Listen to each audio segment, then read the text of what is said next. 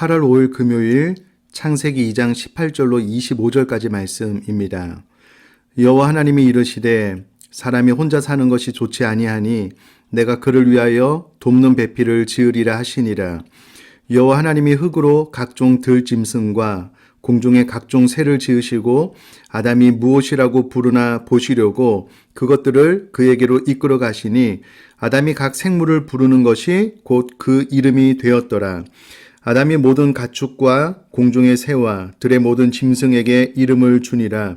아담이 돕는 배필이 없으므로 여호와 하나님이 아담을 깊이 잠들게 하시니 잠들매 그가 그 갈빗대 하나를 취하고 살로 대신 채우시고 여호와 하나님이 아담에게 취하신 그 갈빗대로 여자를 만드시고 그를 아담에게로 이끌어 오시니 아담이 이르되 이는 내 뼈 중에 뼈요 살 중에 살이라. 이것을 남자에게서 취하였은즉 여자라 부르리라 하니라. 이러므로 남자가 부모를 떠나 그의 아내와 합하여 둘이 한 몸을 이룰지로다. 아담과 그의 아내 두 사람이 벌거벗었으나 부끄러워하지 아니하니라. 아멘. 오늘 본문 말씀은 한 절 한 절 그 의미를 되새겨보면 우리에게 참 많은 교훈을 전해주는 말씀입니다. 우선에 18절 말씀 보면 여호와 하나님이 이르시되 사람이 혼자 사는 것이 좋지 아니하니 라고 기록이 되어져 있습니다.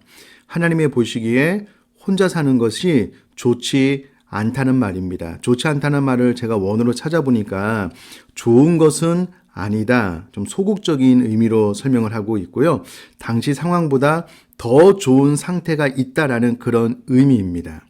그런데 하나님 보시기에 사람이 혼자 사는 것이 좋지 않다라고 말씀을 하셨는데 오늘날 복음을 위하여 스스로 혼자 사는 것은 괜찮습니다. 그러나 창조의 원리, 하나님의 보시기에 혼자 사는 것이 좋지 않다라고 말씀을 하시고 돕는 배필을 하나님께서 지으시고 가정을 이루면서 사는 것이 좋다라고 말씀을 하셨는데 내가 생각할 때에 이 창조 원리에 반하는 오히려 혼자 사는 것이 더 좋아요. 그게 편해요.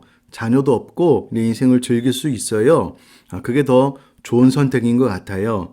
이런 말은 하나님의 창조 원리와는 좀 다른 말입니다. 좀 잘 생각을 해야 될 필요가 있고요. 하나님께서 돕는 배필을 지어 주셨는데 그리고 난 다음에 19절에는 좀 다른 장면이 나옵니다. 여호와 하나님이 흙으로 각종 들짐승과 공중의 각종 새를 지으시고 아담이 무엇이라고 부르나 보시려고 그것들을 그에게로 이끌어 가시니 아담이 각 생물을 부르는 것이 곧 그 이름이 되었더라라고 기록이 되어져 있습니다. 잘 아시는 것처럼 성경은 이름을 상당히 중요하게 여깁니다. 왜냐하면 이름이 곧 그이고 이름이 곧 그의 본질이기 때문에 그렇습니다. 하나님도 성경에 보면 많은 이름이 사용되어지고 있는데 한 이름으로는 하나님의 본질을 다 말을 할 수가 없어서 많은 이름으로 하나님의 본질을 알려주시기 위해서 성경이 노력을 했다라고 우리가 알 수가 있습니다. 왜냐하면 그 사람의 이름은 바로 그 사람의 본질이기 때문에 그렇습니다. 그렇다면 아담이 각 생물을 불러 그 이름이 되게 했다라는 것은요. 아담이 각 생물들의 본질을 정확하게 파악했다라는 그런 의미입니다. 그러니까 하나님의 형상대로 지어진 아담 안에 신적인 지식이 있었다는 것을 알 수가 있습니다. 또 하나 19절을 통해서 알 수 있는 것은요. 아담이 무엇이라고 부르나 보시려고 하나님께서 그것들을 그에게 이끌어 가셨다라고 기록을 함으로써 하나님은 사람을 창조하시고 난 다음에 사람이 무엇을 하는지 세밀하게 살펴보시고 관심이 많으신 분이다. 창조하고 난 이후에 우주 바깥으로 떨어져서 우리가 어떠한 삶을 살든 상관하지 않는 그런 하나님이 아니라 오늘날 우리들의 삶 깊숙한 곳에 들어오셔서 우리를 세밀하게 살피시고 우리를 잘 아시는 하나님이다라는 것을 19절을 통해서 알 수가 있습니다. 또 하나는 하나님께서 사람을 지으시고 어떻게 보면 첫 번째 공적 임무를 맡기신 것일 텐데 아담이 이 이름을 지어주는 첫 번째 공적 임무를 잘 수행했다라는 것도 19절 말씀을 통해서 보게 되므로 우리도 아담처럼 하나님께서 우리에게 맡기신 일들을 잘 감당할 수 있는 그런 은혜가 있었으면 좋겠다라고 저는 개인적으로 기도하게 되었습니다. 계속해서 아담이 돕는 배필이 없으므로 20절에 21절에 여호와 하나님이 아담을 깊이 잠들게 하시니 잠들매 그가 갈빗대 하나를 취하고 살로 대신 채우셨다라고 기록을 하고 있는데요. 잠들게 한다라는 말을 원어로 찾아보니까 초자연적인 깊은 잠을 의미합니다. 그러니까 아담이 그냥 전날처럼 피곤해서 잠들었다 그런 의미가 아니고요. 하나님께서 초자연적으로 깊은 잠에 들게 하심으로 갈빗대를 하나 뽑아냈음에도 불구하고 아담으로 하여금 고통이 없게 하셨다라는 그런 의미가 될 것이고요. 22절에 여호와 하나님이 아담에게서 취하신 그 갈빗대로 여자를 만드시고 그를 아담에게로 이끌어 오시니 23절에 아담이 이르되 이는 내 뼈 중에 뼈요 살 중에 살이라 이것을 남자에게서 취하였은즉 여자라 부르리라 하니라 라고 기록이 되어져 있습니다. 여러분, 하나님께서 다른 동물들은 하나님께서 암수 여러 쌍을 동시에 창조했는데 유독 사람은 다른 동물들에게서 볼 수 없는 독특한 것, 아담의 갈빗대를 취하여서 하와를 만드셨습니다. 우리가 이 22절 말씀을 통해서 보건대 동물들은 다 그 특성에 따라 지으셨고 오늘날 동물의 왕국이나 이런 다큐멘터리를 보면은요 수컷 한 마리가 여러 암컷을 거느리는 경우도 보고 또 짝짓기가 끝나면 그 대상을 버리고 교미가 끝나면 암수 각자 살아가는 그런 모습들도 보잖아요. 그러나 우리 사람은 다른 그와 같은 동물과는 다르게 지으셨다라는 겁니다. 그래서 우리 사람은 결혼 관계를 통해서만 성적인 관계를 맺을 수 있고 또 평생 함께 둘이 살아갈 수 있는 존재로 하나님께서 지으셨다라는 것을 또 22절을 통해서 알 수가 있고요.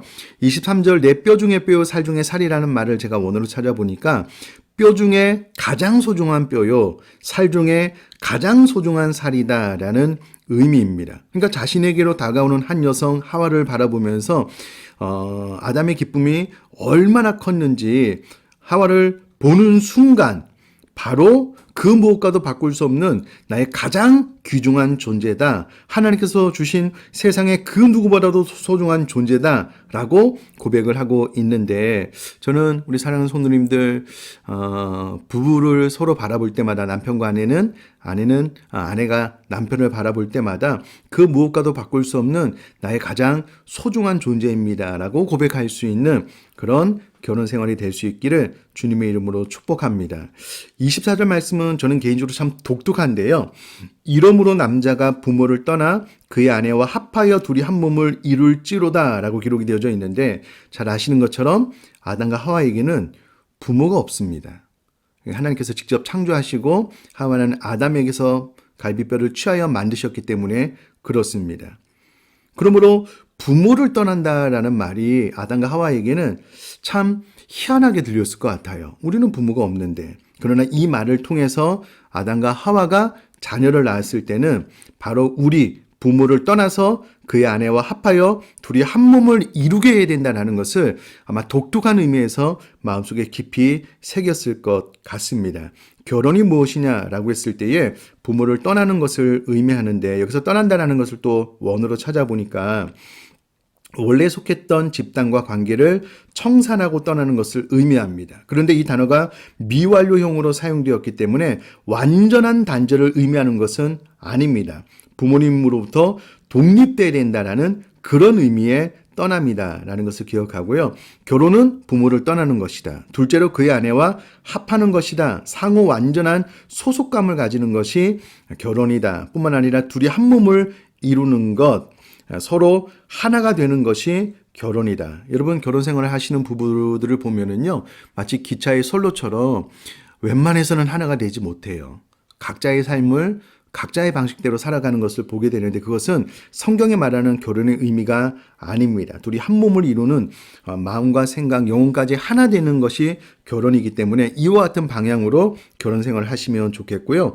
25절도 저는 참 은혜가 되었는데 아담과 그의 아내 두 사람이 벌거벗었으나 부끄러워하지 아니하였다라고 기록이 되어져 있습니다. 여기서 말하는 부끄러워한다라는 것은 수치스럽다, 원수로부터 쫓김을 받음, 예상치 못한 재난을 당함, 노력한 결과를 잃어버림, 이 모든 것을 통한 낙심을 포함하는 단어입니다. 그러니까 아담과 하와가 범죄하기 전에는요, 분쟁이나 재난이나 상실에서 오는 어떤 상실감, 다른 사람의 눈을 의심하는 데서 오는 부끄러움이나 그런 수치감을 갖지 않았다라는 거예요.